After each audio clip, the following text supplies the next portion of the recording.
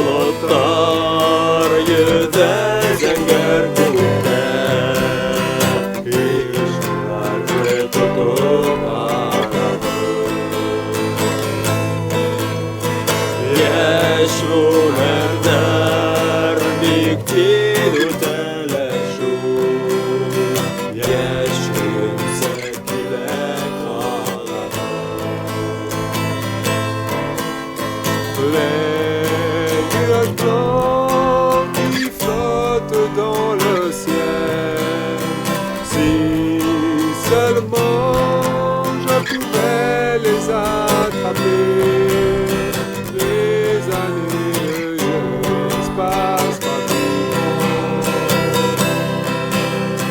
Que tout le monde aimerait le rester.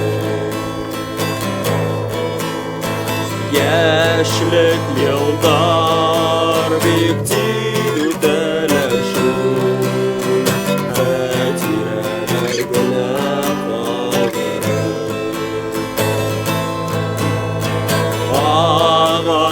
Ağartalar sike seskeynleri Mağrılarda kırlar kaldırır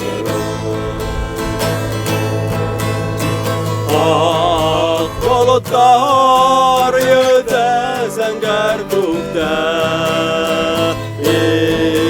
şulardı tutup ağlayır Yeşlu merder dikti düteler Yeşkıyın sekile kalayır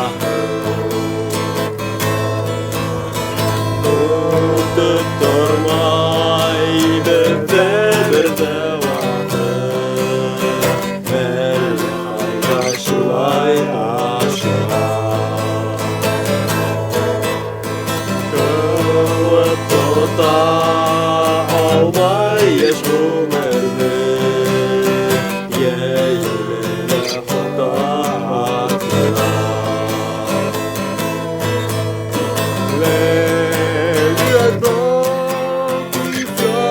dans le ciel, si seulement je pouvais les attraper. Les années de jeunesse passent rapidement. Je tout le monde aimerait le rester.